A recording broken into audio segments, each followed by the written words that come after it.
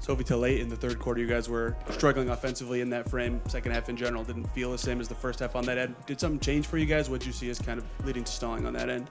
Yeah, I think we were just kind of slow.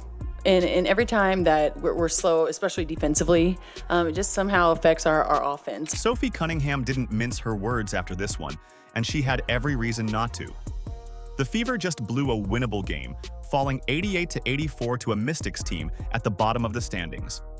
Indiana led by double digits, even had control at halftime, before Washington ripped off a 22-7 run that flipped everything. With playoff positioning on the line, the loss dropped the Fever to 7th place. And Cunningham's post-game fire? We'll get to her exact words and why they cut so deep when compared to Stephanie White's excuses. Why do you think the Fever lost? Do you think Stephanie White is to blame? Let us know in the comments below. Above her head is Cunningham with a steal. Cunningham feeds Sims, who goes coast to coast and lays it in. So they had to make sure they had the right shot clock time as well while they were reviewing that. So Indiana with a 10-point lead here. 6 minutes until halftime as Boston finds some space and knocks it down. Now Sims launches ahead for Mitchell. What a pass by Odyssey Sims. Indiana built a 13-point advantage during the second quarter, leading 40-27, and at that stage it looked like they were cruising. But almost instantly, Washington stormed back with a 22-7 run that erased the lead and silenced the building. The Mystics were suddenly executing with confidence, shooting 52% from the field and knocking down big threes while Indiana's offense went stagnant. What should have been a decisive cushion turned into a vulnerable one-possession game in a matter of minutes. Playing for the Buckeyes. Here is the Buckeye product on the backdoor pass, but Mitchell lost the handle. Sutton thought about the three, steps in, Hull got a piece. Dolson has been wide open all possession, splashes home a three, and we are level at 47. That swing wasn't fueled by some unstoppable star on the other side. It came from the Fever losing their grip.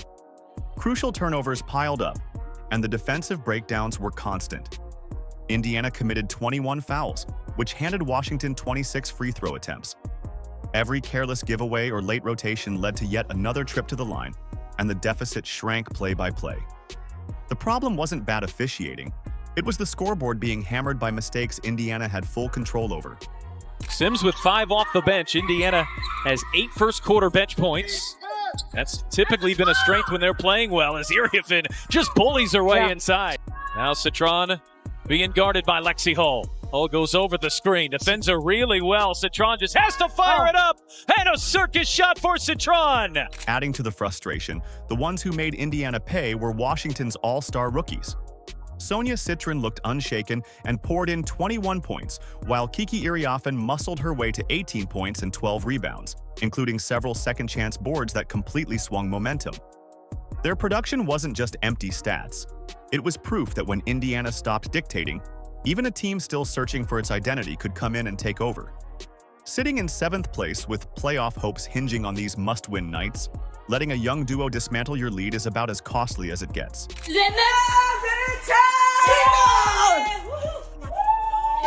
up to the chat. Get excited!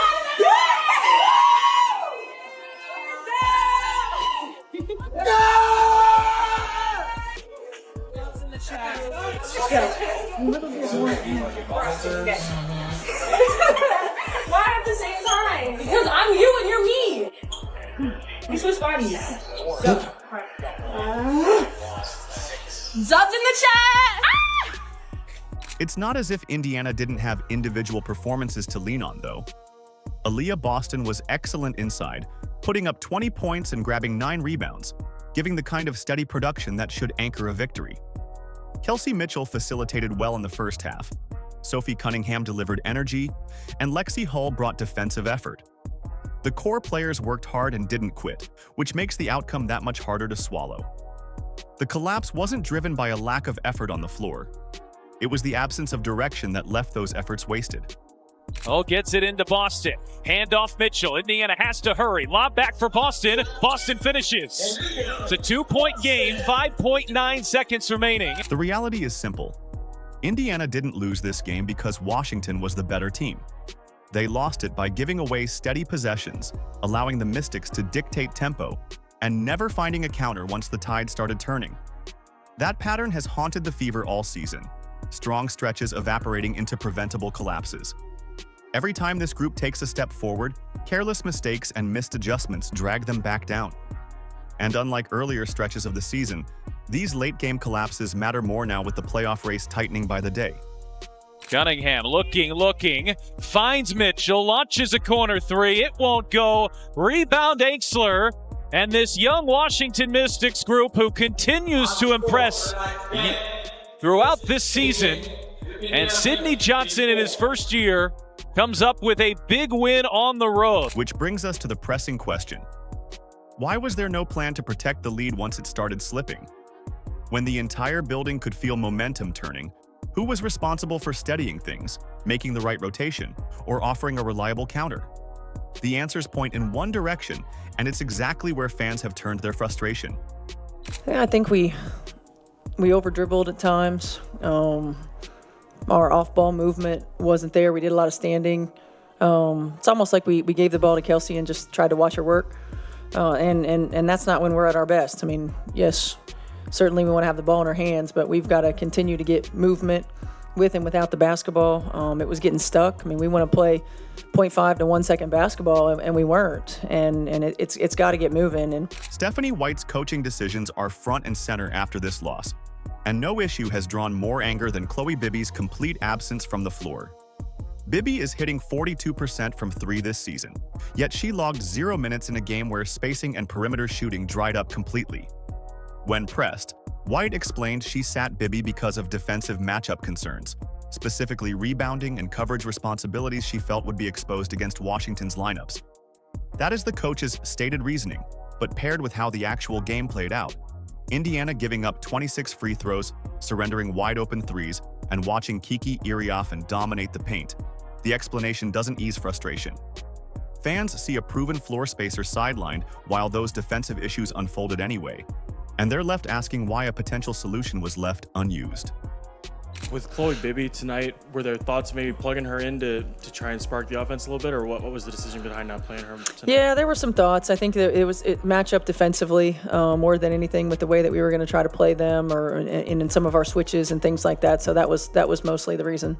And then just with the rotation, was it just those eight or seven that you ran with? Was it just they were flowing well and you wanted to just leave that going, or what was the thought there? Yeah, I think some of it was defense. Being able to execute the type of defensive coverages that we wanted to have against this, the way that they play. White admitted afterward that Indiana's offense was getting stuck, saying too often possessions turned into giving Kelsey Mitchell the ball and watching her work against multiple defenders. That line, "it was getting stuck," has become the rallying symbol of the night because it sums up exactly what fans saw in real time. When your system devolves into predictable isolation plays, the obvious counter is spacing the floor with shooters like Bibby. Instead, the Fever leaned more heavily on Mitchell, and the result was strain without support. It hurts. I mean, think if we had 8 turnovers for 13 points in the second half as well. So we didn't take care of it. The numbers tell the story. Mitchell finished 6 for 19 from the field, putting up 14 points with 9 assists. She created chances, but she was asked to shoulder far too much as both scorer and primary initiator. Several possessions late ended with her driving into congested lanes, taking contested shots, while shooters stood untouched on the perimeter. That usage isn't a knock on Mitchell's decision-making. She produced under heavy pressure. But it's hard to ignore how repetitive the sets became once Washington loaded the paint against her. And I think it was something like a 22-7 run, the end of the second, beginning of the third quarter. And those are hard to recover from when anytime really, but when you're missing pieces. And, we've got to make sure that we're sharper at times. We don't have the margin to have lulls within quarters. And then I believe they had something like 21 points from free throw line and turnovers of their 26 in the fourth. And, we control that, defending without fouling. We control that, taking care of the basketball, decision-making at times. And some of it's, playing some people out of position, and some of it's just not being, valuing the basketball in the way that we need to value it, being a little sloppy with it. What gnaws at fans isn't just the result, but the sense that the Fever undercut their own strengths. a roster with solid shooting, veteran fight, and an anchor in Aaliyah Boston, because the rotations and sets clogged instead of freed those weapons. Washington didn't deliver knockout blows with superstar play. The Mystics were rewarded by Indiana's predictability and selective use of their personnel. That's why the criticism has landed not on effort but on strategy. The players threw themselves into the contest, exhausting every ounce just to stay within reach. The coaching decisions, on the other hand, are now being judged as a drag on momentum at a time when seeding tightens and every mistake is magnified. And that opens the contrast you can't ignore. While the rotations raised questions, the players themselves refused to let the night slip without a fight. On their ball screen coverages right now. Here's Mitchell on the handoff, bounce pass. Boston one bounce and a left-handed finish. Here's Boston, the offensive rebound, flips inside to Howard, who lays it in. You go step up screen, flare on the weak side. They had to make sure they had the right shot clock time as well while they're reviewing that. So Indiana with a 10-point lead here, 6 minutes until halftime as Boston finds some space and knocks it down. Aaliyah Boston, Kelsey Mitchell, Sophie Cunningham, and Odyssey Sims all gave Indiana the kind of production and effort that normally wins these games. Boston led the way with 20 points and 9 rebounds, anchoring the Fever inside and forcing Washington to collapse every time she touched the ball. Mitchell worked as both scorer and playmaker, finishing with 14 points and 9 assists, numbers that don't reflect just how much of the offense she was asked to shoulder when possessions stalled. Cunningham chipped in 8 points, but her stat line went deeper: 6 assists and 3 steals, including the highlight moment where she picked off a pass and drilled a 3 on the other end. Sims, barely 2 games into her stint on a hardship deal, added 11 points while attacking defenders and providing the closest thing to a true point guard the roster has right now. Indiana with their work cut out for them here. 6-point deficit, just over 5 minutes left to play. Mitchell, feed inside. There's an easy 2 for Boston. Cunningham leans in, thought she drew the foul. Boston pulls down the rebound and lays it in. The context matters here. This team isn't patching holes, it's playing without its backcourt foundation. Caitlin Clark is still sidelined, and both Sydney Colson and Arie McDonald went down with season-ending injuries in the same week. That left Indiana scrambling without reliable ball handlers, forcing the front office to sign players like Sims and Lambert just to stabilize the rotation. For a roster suddenly stripped of its primary initiators, the fact that they stayed in control as long as they did says a lot about the fight of the players already in uniform. Boston had to carry even more responsibility inside.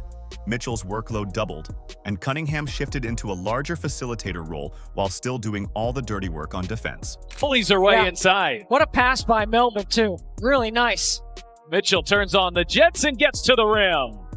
No one can keep Keller as one of the best rebounders out of her area, which means the ball not directly above her head as Cunningham with a steal. Cunningham feeds Sims, who goes coast to coast and lays it in. So 4 quick ones for Indiana. There were clear moments when that collective grind showed. Boston's inside presence kept Indiana steady through Washington's runs, carving out deep position and drawing defenders whether she got the shot or kicked it to teammates. Mitchell's driving lanes forced the Mystics to collapse, opening up space even when her own attempts didn't fall. Cunningham's steal and 3 was the exact type of play that jolted energy back into the team when things looked shaky, an emotional boost that doesn't show up in plus-minus but is impossible to miss. And Sims proved why she was added in the first place. Her ability to handle the ball and keep possessions alive kept Indiana from unraveling sooner. Those details are the difference between a team rolling over and one that keeps clawing late into the fourth.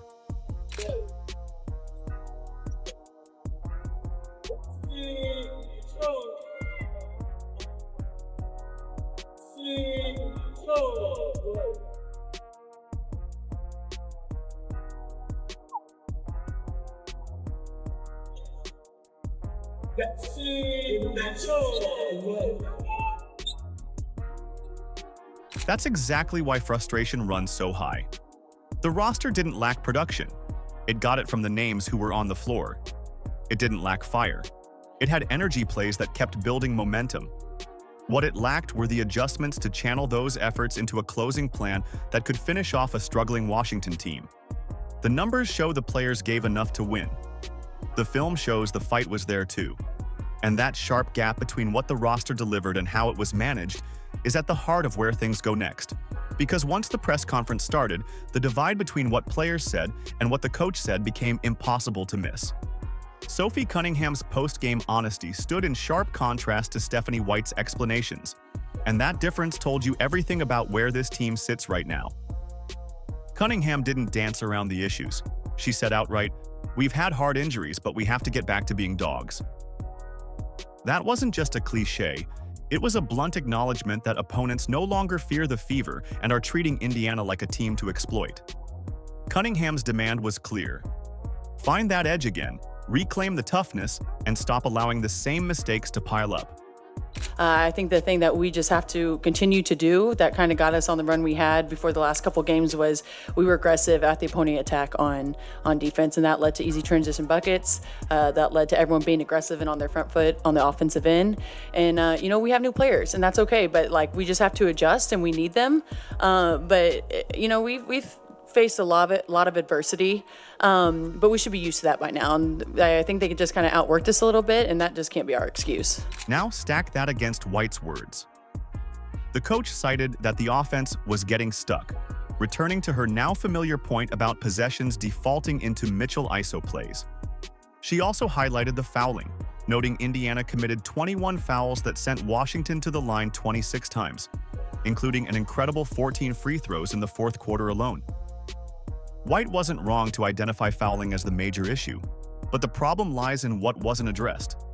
You can never really control the outside things. You can't control injuries, and so that's why you really do have to control your mental and control what you can control. And I think that we have a really good group. We're still a tight-knit group. We're adding new players in that are amazing. O's been around the league for a long time, and I know you don't think so, but it's a blessing that you weren't on another team because we need you here. And so I just think it's an adjustment period. The highs and lows, you just have to stay kind of steady, right? Every team faces it. I feel like we faced it more than most this year, but I think this is going to set us up for something good. I don't know if it's this season. I don't know if it's next season, but I think there's always something that you can be grateful for and learn during those hard times. That's the core frustration.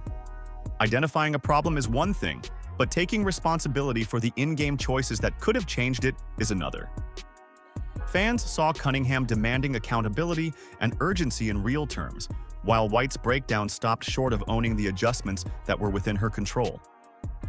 Bibby's shooting could have changed spacing, loosening the paint so Mitchell didn't have to force shots into double teams.